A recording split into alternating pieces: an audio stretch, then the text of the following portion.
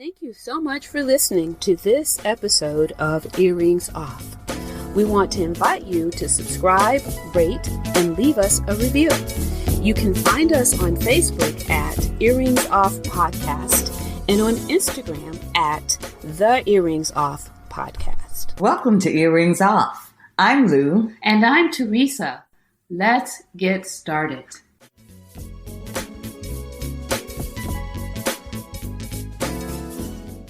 Hey y'all, I'm riding solo today. You just got me, Teresa. First, let me say thank you for spending a little time with me. I'm going to try to be brief. Today, I'm going to talk a little bit about health equity, exercise, and then finally getting to my jam, nutrition. Let's get into it. So first, let's talk about health equity. I'm hoping to encourage each of you to be your own health advocate. There are studies and evidence that show when it comes to health care that Black women are routinely marginalized and disregarded. We, upon arriving at the hospital with the same symptoms as other women, are routinely sent home without a diagnosis or the specialized testing that others receive. We're just dismissed. And it really doesn't even matter our status. It doesn't matter if we're rich or poor, educated or not. The only differentiator is that we are Black. So right now, because of the lack of equity when it comes to our health, we continue to experience excess mortality relative to other women. Our lifespans are shorter. We are disproportionately burdened by chronic diseases such as, cardiovascular diseases like stroke and high blood pressure, by obesity and cancer. Black women die more than any other while bringing life into the world. Please take a little bit of time to research this, as I've only scratched the surface. This is a problem that the U.S. has failed to deal with. So we've got to take the measures into our own hands. We have to demand equity. We need to take an active role and responsibility for our own health. We have to become the CEO of our health. So what does that mean? Right? There are a series of points that I think are important in becoming the CEO of your own health. And I'm sure you will see a pattern, and there might be others that you have, but you'll get the point, right? First of all, you have got to make yourself a priority. You have got to ask questions. There is no such thing as a dumb question. You've got to build a relationship with your doctor. They must know you as a person. You can't be afraid once that relationship is built. You cannot be afraid to fire them when it's time. You got to make sure that your doctor or your provider is competent and compassionate. You cannot be afraid to get second opinions, especially when it comes to things like surgery. You have to make sure that all of your concerns are being addressed. You have to be certain that you're getting the level of care that you are looking for, that you know you deserve. It is so important for us to be our own healthcare advocate. We have to role model this behavior for our children, particularly our girls. They have to see you doing this in order for us to break this cycle. They need to know that it is okay for you for them to speak up and ask questions and to take matters into their own hands. Advocating for our health by holding our healthcare providers accountable will result in improved wellness and healthier lives for us all. So let's recap those points one last time. I'm going to go through them really quickly. Again, make yourself a priority. Ask questions. Build a relationship with your doctor. Don't be afraid to fire your doctor when it's time. Make sure that your provider is competent. Get second opinions. Research your symptoms. Monitor your lab results year after year. Make sure that all of your health concerns are being addressed, and be certain that you're getting the level of care that you are looking for and that you deserve. Yeah, it's so important, y'all. We have to be the CEO of our health. So now let's talk about what we need to do to not get sick, right? The first thing I want to talk about in this vein is exercise, people. There is no magic pill for us when it comes to that. We have to move our bodies. We have to move our bodies. We need to do at least 30 minutes of exercise a day, most days of the week. So I know it can be intimidating for some who, especially those who don't exercise, right? So if you're not doing 30 minutes a day, then start small. Just move. Maybe it's 5 minutes a day for you in the beginning, and you build up to 30 minutes a day. But the point I'm trying to make is there's just no way around it. You've got to move, and you need to get moving now, right? So let's talk about what some of the benefits that you already know exercise provides. It helps to protect us against those chronic illnesses, heart disease, strokes, high blood pressure, osteoporosis. It improves our mood and it helps us to better manage our stress. Exercise is very, very key, and I cannot stress that anymore. And or nor is there any more to say. You have to move, and exercise has some amazing health benefits. Now to my jam, nutrition.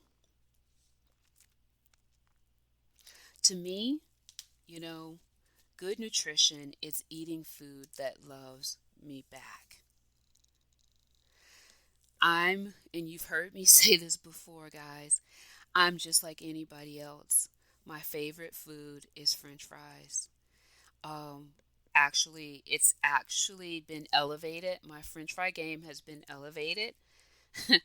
I love myself some truffle French fries. They're so good. But what if we didn't have, and you've heard me say this before, choose between good food and good for us food, right? So I'm going to say that again.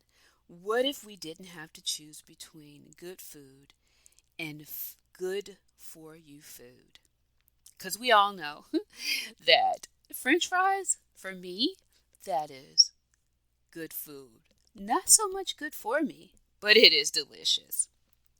I'm going to take a few minutes now to share a few of those foods that are delicious and good for you, and they support an overall healthy lifestyle.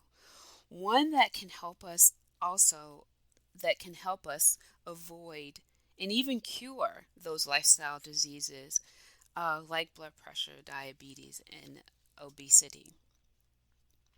I'm going to jump right into it, guys. I'm going to start with one of my all-time favorites, avocados. Avocados are creamy, they're succulent, and they contain the best kind of fat for us, the monounsaturated fat. They also help to block the absorption of bad fats like cholesterol. They're high in lutein, which aids us in good eyesight. They have folate and potassium, which can help reduce the risk of stroke and cardiovascular disease. And they're low in pesticides, so this is one where you don't have to worry so much about getting the organic variety. Avocados are good in guacamole. They're good in our smoothies. They make our smoothies nice and creamy, and it's a low sugar option if you're looking at putting the a banana for that creaminess in your smoothie.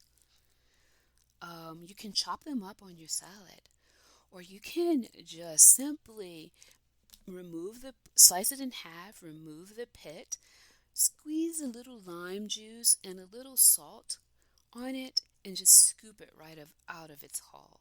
It's so good. And it's okay to eat an avocado a day. Beets, one of my fall favorites. Beets are a good source of folate. It guards against birth defects, colon cancer, and osteoporosis. It's high in fiber and beta carotene. My favorite way to eat beets. Let's see. I love them roasted. I love them in smoothies. I love them juiced. I love them in salads. Oh, yes. Roasted in salads. My favorite salad is arugula, roasted beets, walnuts, and goat cheese. Y'all, so delicious. Sweet potato. Now here's my other fall favorite. Sweet potatoes contain phytonutrients that promote heart and eye health, and they boost immunity. They contain beta carotene, thought to lower the risk of breast cancer, and they contain vitamin A, which may reduce the effects of smoking. But I hope y'all listening to this have already quit smoking. It is so not good for us. Cruciferous vegetables, and I'm going to try to pick the pace up a bit, guys. Cruciferous vegetables, cabbages, cauliflower, broccoli, they all contain a powerful range of disease fighters. One in particular is sulforaphane, which may increase enzymes that lower the incidence of colon and lung cancers. Now, with cruciferous vegetables, I really don't even have to say anymore. Steamed, fresh, on salads, juice, in smoothies. There's just so many ways to incorporate those into our diet. Berries. Blueberries have a very high level of antioxidants, which combat the damage done by inflammation. And it even helps to lower inflammation.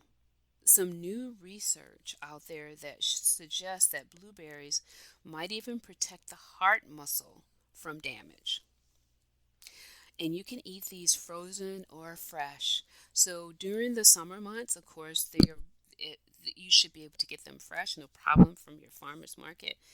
But during the winter months, they're readily available in the freezer section. They're so good. I actually eat frozen blueberries as a snack. They're so good. I put blueberries on my salads. I include them in smoothies. I even put them in my oatmeal. Let's see, what else? I think, yeah, that's it. Can't think of anything else right now. Like I said, I eat them frozen as a snack. Dark leafy greens such as your spinach, your kale, your Swiss chard, they're all excellent sources of iron, which is especially important for us women.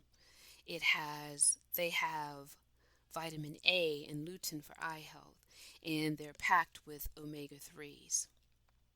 alliums. The alliums consist of leeks, onions, and garlic. They can help to lower blood pressure and cholesterol levels.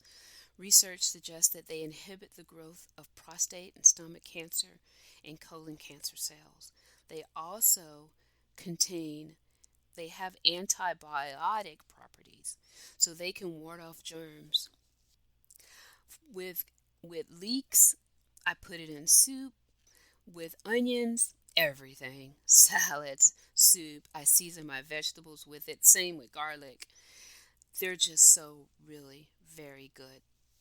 Whole grains. Whole grains are high in magnesium, um, B vitamins, fiber, and manganese. One of my most favorite whole grains is buckwheat. I love myself some buckwheat pancakes, and if you're interested in my recipe for buckwheat pancakes, hit me up at earringsoff@gmail.com, and I will definitely share it with you. Buckwheat pancakes are absolutely delicious. Turmeric. Turmeric is used in holistic medicine as a digestive aid and wound healer. It it is an anti-inflammatory. So don't hesitate to reach for curry, which turmeric is a primary ingredient of curry when you're nursing a toothache or a sprain. And I'm not kidding about that. And also, um, you turmeric in your smoothie, fresh turmeric in your smoothie is so delicious and it's so good for you that no joke, if you have a headache or you're feeling some sort of a pain, it really does. I have experienced it. It decreases inflammation, thus getting rid of that pain. Oregano. Oregano has a superstar level of antioxidant. So if you take a half teaspoon of dried oregano, it has the same level of benefit as eating a full spinach salad. Oregano has the ability to act as an expectorant, clearing congestion, and it can also improve digestion. I'm going to tell you one way that I use oregano essential oil. So, with essential oils, you have to please be sure to read my blog on essential oils. Pure essential oils have to be diluted with a carrier oil. So, take a drop of pure oregano oil with a diluting oil like grapeseed or olive or coconut oil, a drop of it, and mix it together and rub it on the bottom of your foot. If you're experiencing any congestion, it will make you feel better. It's amazing how it works. Of course, not overnight. You would have to do it a couple of 2 or 3 times a day in order to see that kind of response. Cinnamon. Cinnamon is the gold medalist of spices. It's one of the highest antioxidant levels of all herbs and spices. It also has a positive effect on blood glucose levels. And you can add it to just about anything, really. You can. I add it to oatmeal, I add it to my tea, I add it to coffee, I add it to I mean, I add it to, of course, if you're going to bake sweet potatoes, sweet potato pie. Um, just experiment with it. It's just a good one to include in your diet. Ginger, cayenne, black pepper, all the same, right? They have these compounds in them that boost your metabolism, right? They're just overall good for you. But be careful, ladies. If you're experiencing hot flashes, you don't want to do too much ginger, cayenne, or black pepper, right? Let's talk about salmon. Salmon is really high in omega 3 fatty acids. Naturally, you would like to get the wild caught variety of salmon, it is really good for you. Nuts. Of all nuts, walnuts contain the most alpha linolenic omega-3 fatty acids, which lowers the LDL, which is the bad cholesterol, and it helps to reduce inflammation in arteries. Surely, guys, these aren't all, but some of the nutrient good foods that taste good, that are good for you, that you should consider including in your diet. The bottom line is we need to change the way we think of food. We have to see food as nourishment, fuel for our bodies. We have to see it as serving, nourishing our bodies, and as a real benefit to our bodies. We have to eat things that are good for us, that love us back. I'm not saying to deprive ourselves, but as Dr. Greger says in his book titled How Not to Die, we should consider we should consider the traffic light when deciding what to eat. Green means go. Eat all of the unprocessed plant foods that you desire. Yellow means cautious. So be cautious when you're eating processed plant foods and unprocessed animal foods. In red, you need to stop, right? Stop and think about what you're doing when you're eating ultra processed plant foods and processed animal foods. And what are those? Like ultra processed plant foods are those, you know, those meat products, those plant meat products that are now on the market, like the I don't want to name labels, but they're burgers, they're plant burgers, and they're very popular right now. Those are considered ultra processed plant foods, and processed plant foods are like your canned meats, your hot dogs, your uh, what are those things called? I just saw it on a movie. Vienna sausages, those little tiny Vienna sausage things that come in a can, and spam, which is not even, I think, meat. But anyway, I digress. Food should give us life, y'all. Simply put, food should give us life. It should make us feel good. We should pay attention to what we eat and how it makes us feel. Simply put, and cliche as it sounds, but 100% true, we should eat to live and not live to eat. I know, I know. The struggle is real, and it's real for all of us. I'm including me in that. Think about it. A good deal of our problems with food comes from our attitude about eating, right? In many cultures, food is the center of most all occasions and associated with, and I'm doing air quotes, the good life. We let marketing dictate what we eat, when we eat, how to eat, and what to eat, right? A good example of that is, you know, breakfast. We have to eat eggs and sausage. You know, eggs, sausage, bacon, those things we associate with breakfast. What about giving salad a try? What about eating vegetables for breakfast? Who says we can't do that? Don't let people tell you what is right or wrong for you. Don't eat things because that is what you've always ate or what your parents ate. We've got to be intuitive and intentional when it comes to nutrition. We have to pay attention to what you eat and how it makes you feel.